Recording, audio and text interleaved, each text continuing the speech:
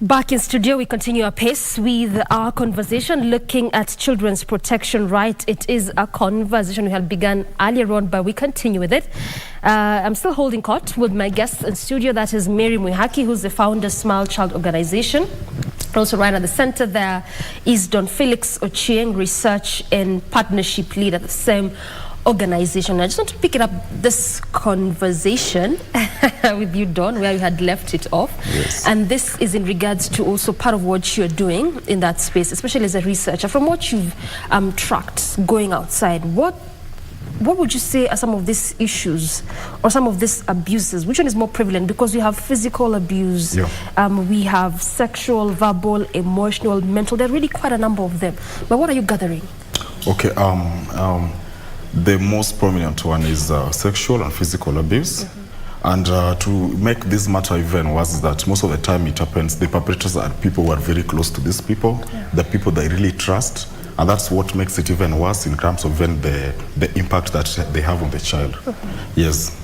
Sexual and mental abuse is one that is most common. Yes. So what are you doing in your capacity, even just as Smile, to at least aid and assist with some of these issues, particularly when you look at sexual and mental abuse?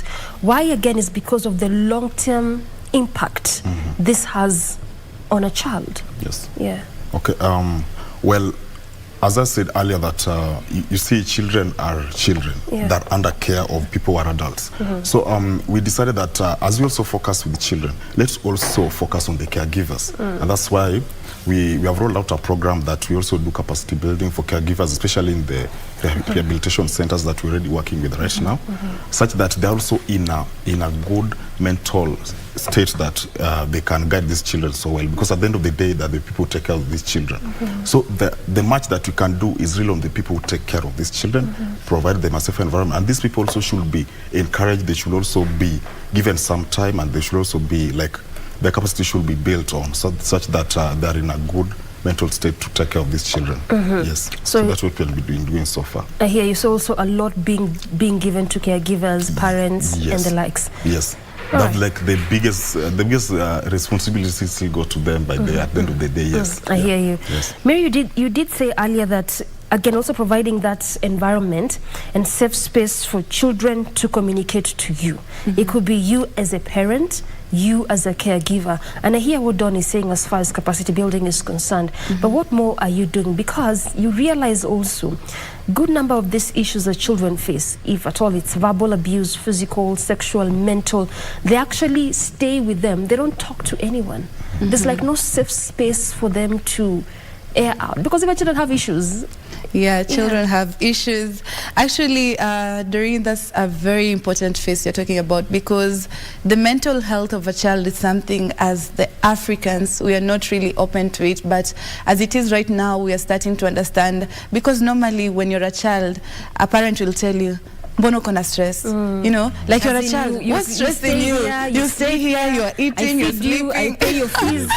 What's stressing you? What's stressing you? You don't hustle. You don't hustle, you do nothing. You're just here to eat and go to school. Exactly. But what people don't understand is the mental well-being of a child. We are a product of how we were as children. I just like giving an analogy of how you were as a child.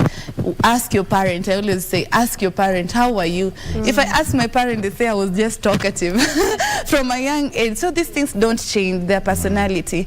And also to celebrate children at the end of the day, because as a parent, it goes beyond providing, but also being a friend to your child.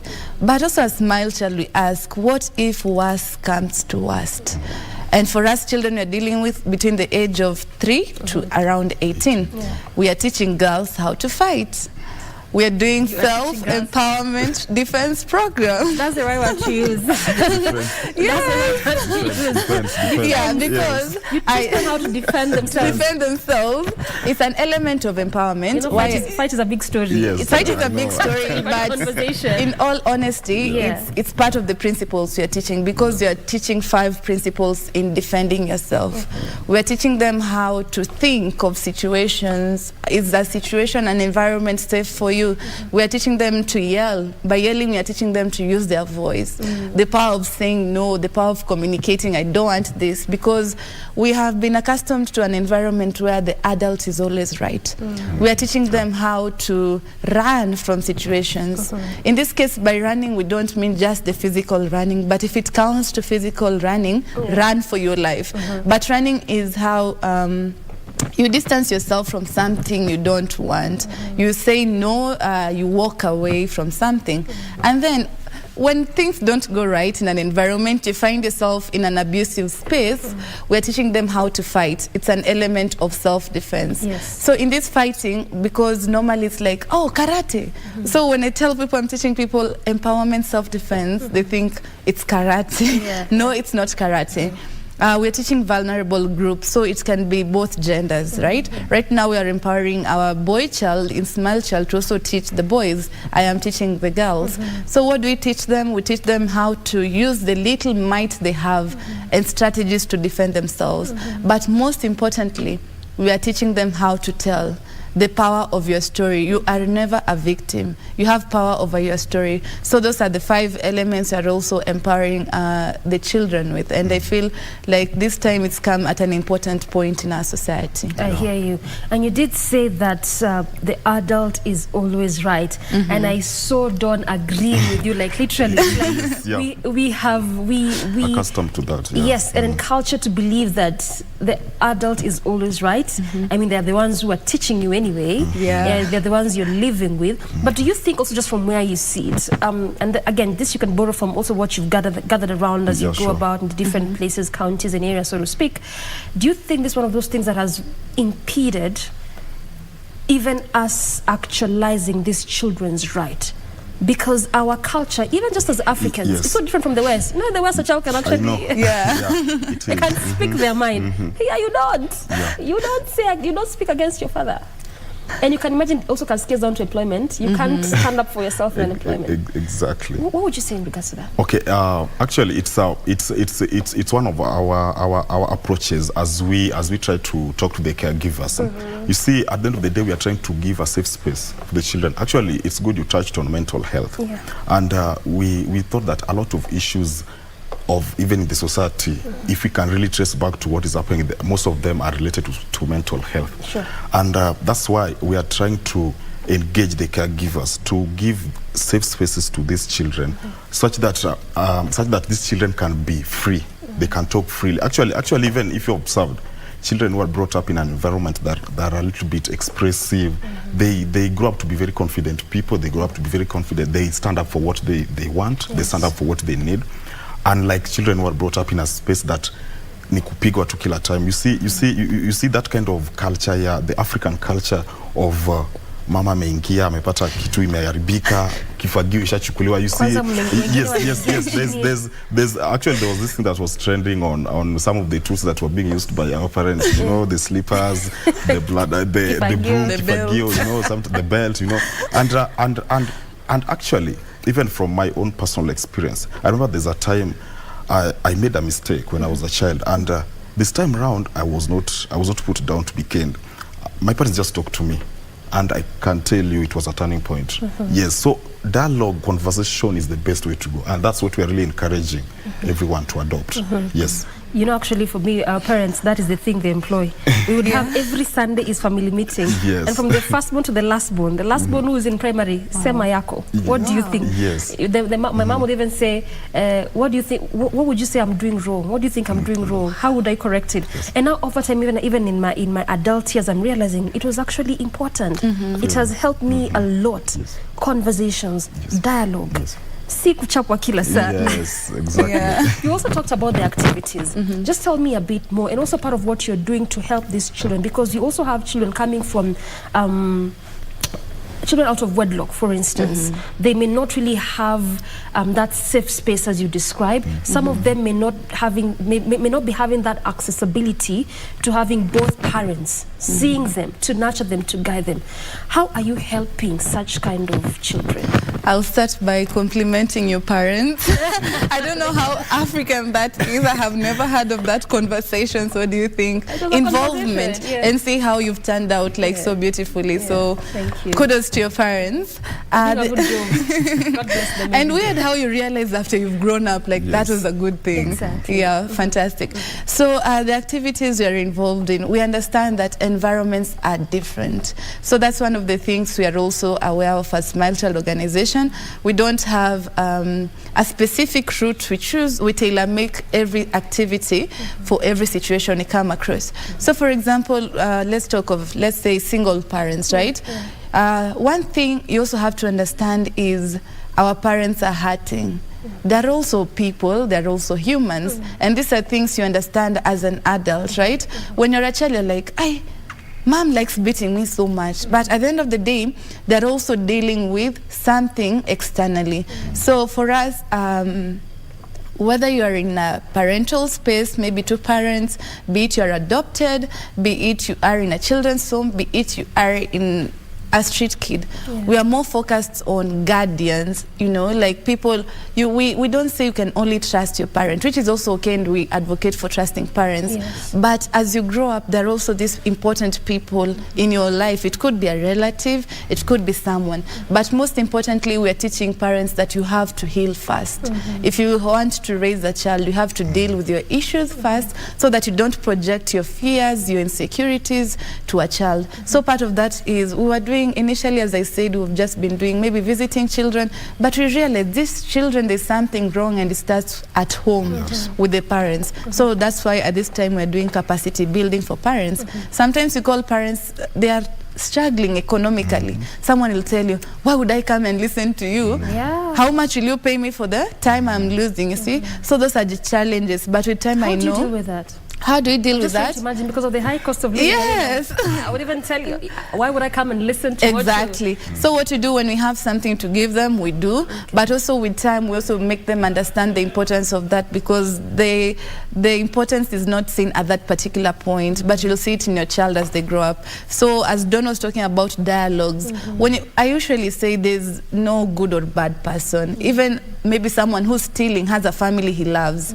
So when you just tap into someone's heart and communicate to them, trust you me, it goes beyond the money, and that's a strategy we have seen. You've been in different places in the country, I believe. Yeah, sure. You know, the different counties you have traversed so far, how has the response been like in regards to the different initiatives? Talk about capacity building, talk about even donating, you know, the items that you do donate to these children, for those that cannot be able to afford some of these basic needs. How has this response been like so far? Okay, that's a very good question. Okay, so generally, you know, most of the time when you go to the community and ask them for something, and you go back to the same community to check up on them, do like monitoring and evaluation. So our approach as to why we have grown much trust is because when we come, for example, even when we come and collect the data from you, we come back with the data after analyzing it, after coming up with some of the recommendations, we come up and we follow up with you, such that you are part of the journey. You are part of our journey, that in every initiative that we do.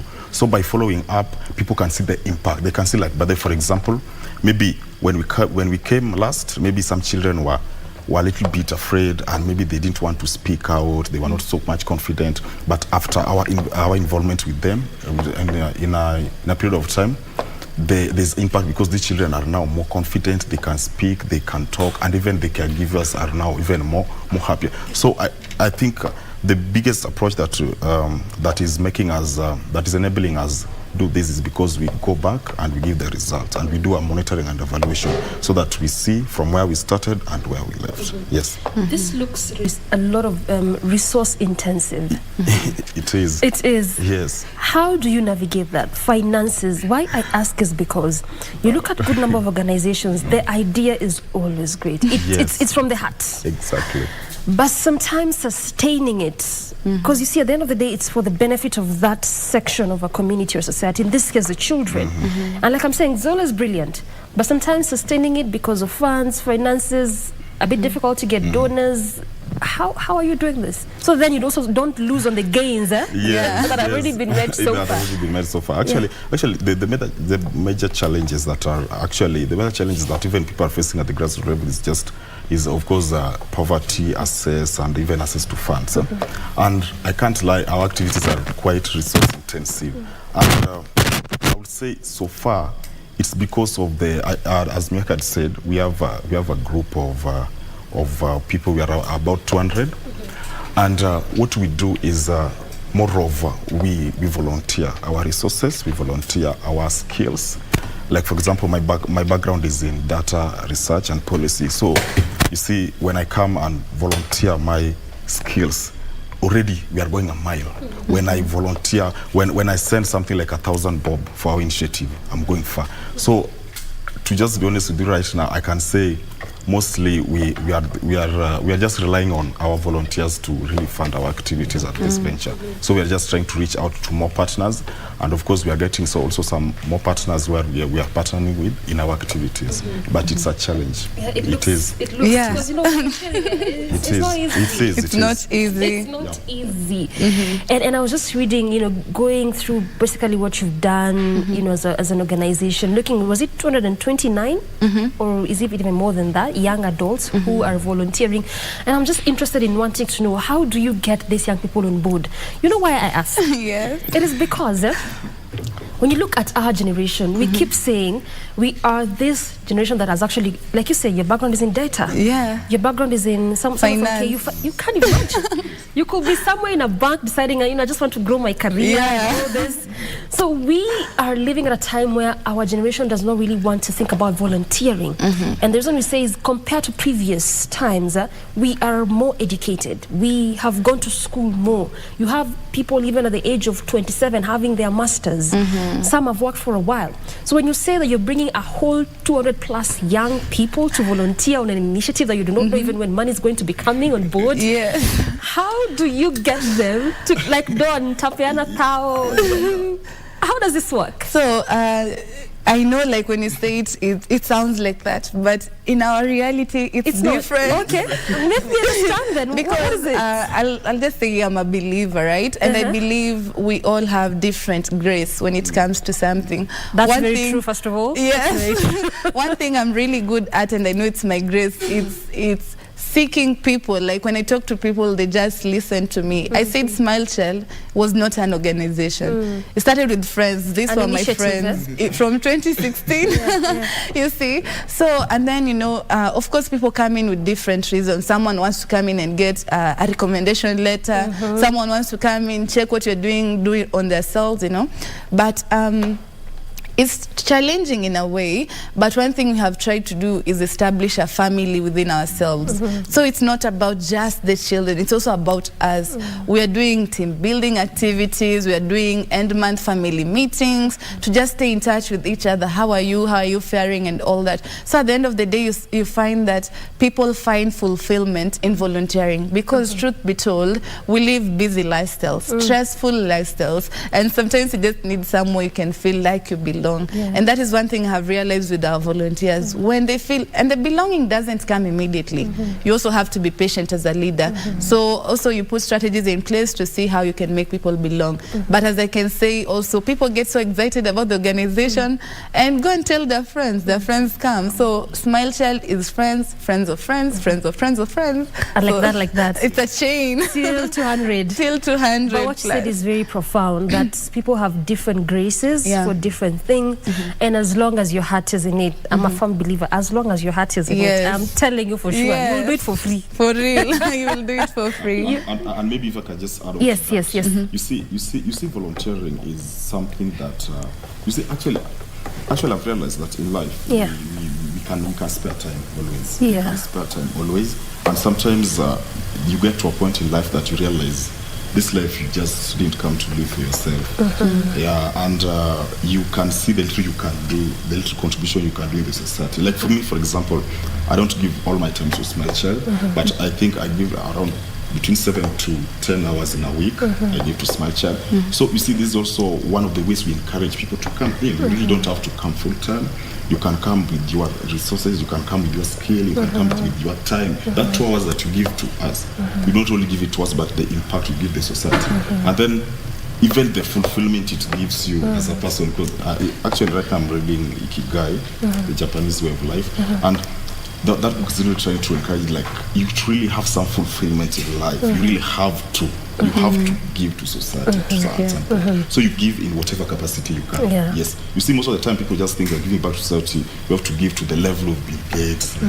No, not really. Even just going, talking to even the guys of Wapiki Piki, who are a little bit more calm when dealing with the customer. That's already that's giving back. Because our mission is make the world a better place, one smile at a time. So yes, whatever uniquely you do is appreciated. And nothing beats fulfillment. And nothing beats fulfillment. If you're there happy, money in, money not, but you're happy and you're fulfilled, you realize it does go a long way. And just as you said, we're not here to just live life, make money and go, die buried, now just live. You need to have purpose. You need to fulfill something. Doreen, if you need for money, we would have left years ago. A long time.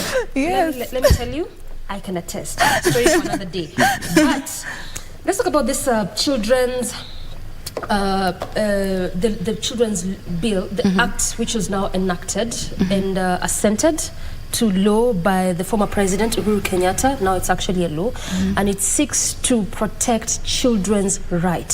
From where you sit as an initiative that largely deals with children, do you think just having a law in place, which is a very good thing because it steps towards the right direction, but do you think having a law in place will equally go a long way, or there's some nitty-gritties here and there that we need to be fixing, some loopholes, tie them, as opposed to just having a blanket law that this is now the children's rights, this is what you need to do as a caregiver. If you don't do this, you are perhaps will be sentenced to jail, or this amount you'll pay.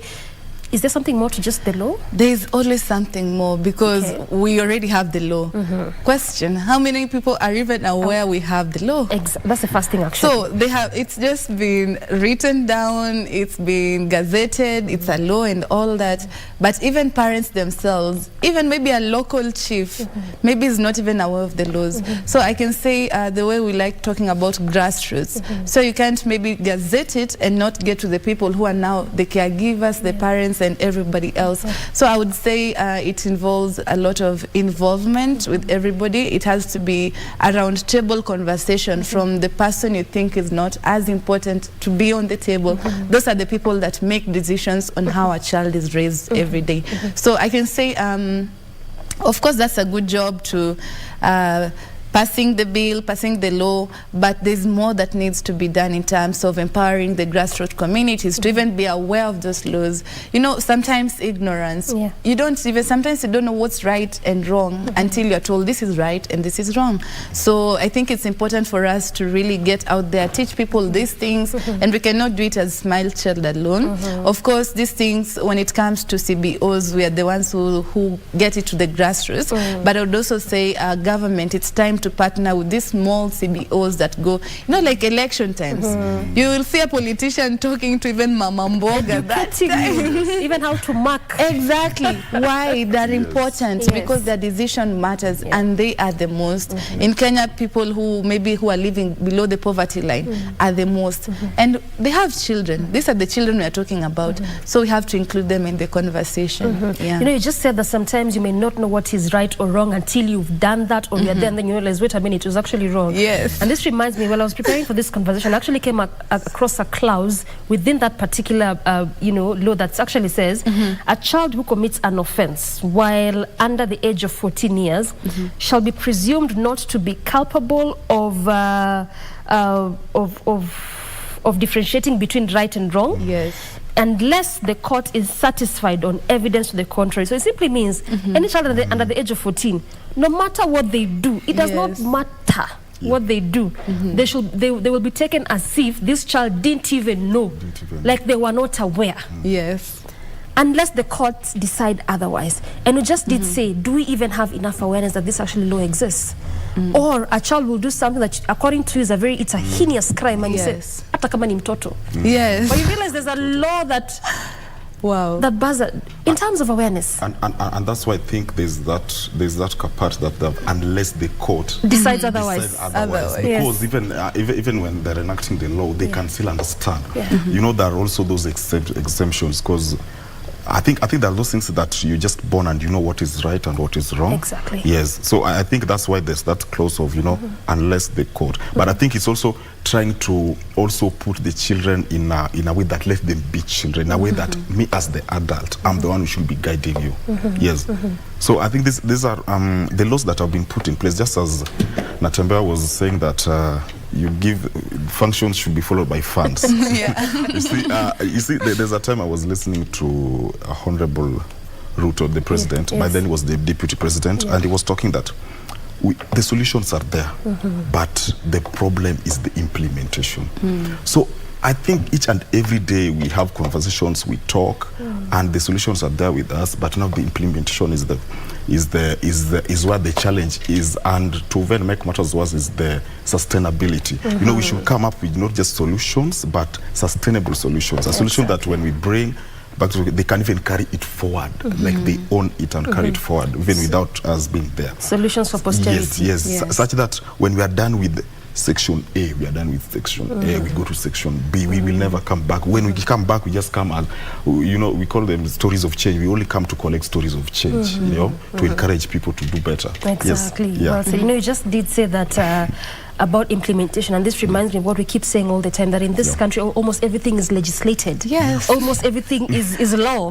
On paper, we say. So we are never short of ideas, we're never short of legislations, we're never short of enacting, gazetting, assenting laws. Just as you say, the issue is always implementation. And looks like it's a gap that as a country we need to be looking into how we can close it altogether. Just also talk to me as we almost begin to sort of wrap up. How do you do the awareness, creating awareness? Because just as you also said, you know, Mary, that we have the law in place very well, but we need to do something more in between, not just rely on the law. So you realize also there's a bigger aspect of awareness creation. How does this go down? So when you want to create awareness, one, you have to know what community and why are you creating an awareness. And tie this with the child abuse. Yes. One, no parent wants to hear they're abusing their child. You cannot show up on the first day and you're telling parents, so when you do this, you're abusing your child. When you do this, and like, no one will even want to listen to you. So when you create awareness, one thing, the best thing about our country these days, devolution, brought down issues to do with these small groups, youth empowerment, women, boda boda. They have their own circles and all this. You see, everything is there. Everything is there. There's everything. But how to access? These are the people you go to. And then the best thing when you just maybe pinpoint a specific area you want to engage, you have to know who is influential in that place, who is being listened to in that place. So one thing we have learned as an organization is to not go anywhere with a fixated mind. If border riders are being listened to this place, we are working with them. If it's women in this place, if it's youth in this place, so I think that has been one of our strongholds, to just understand our environment in terms of creating awareness. So we are also an organization that focuses on relationships. That's why I think even Don at some point he talked about we just don't go once. You know, that's literally what people do. We show up today, Doreen, how are you? Okay, have you gone through this? We take your data, we disappear. But as it is a smile child, we are more, even the first day you will not even know why we are there. You will not know. You might even find out on our 5th session. For example, a literal, we are doing Victorian Girls High School. We do high school empowerment programs. So we have done a whole term with them. Talent show, talking to them, go and find out what you love about yourself. You know, the first day, promise you, when you enter that place, they were all dull. They did not even look like they were interested in listening to us. Do you know, by the second time we are walking in, they're always shouting like, hey, you're back. When we miss out, they are angry, you see? And little do they know that this Thursday they're in school, so they don't know. Tomorrow, they're now going to start to learn some physical skills of defending themselves. So you see, like, it's a process. You establish a rapport, and then you later on address your agenda, and then you build a relationship. I hear you. And really, we have to cap it at this particular point. Nonetheless, we really do appreciate your time. You know, when we talk about children, there's a lot to talk about children. Exactly, but we have to really finish at this particular point. Thank you so much for your valued inputs into this conversation. Thank you. I've been speaking to Mary Mwihaki, founder, Smile Child Organization, to my far right, and also Don Felix Ochieng, who's research and partnership lead at the same organization. What has formed center of our conversation this Wednesday morning is just looking at the children's rights. Of course, this informed by that bill that was assented to law last year. Good place to end this conversation, and ultimately, good morning, Kenya. From me and on behalf of the entire team, we say thank you so much for watching. Till tomorrow, good morning.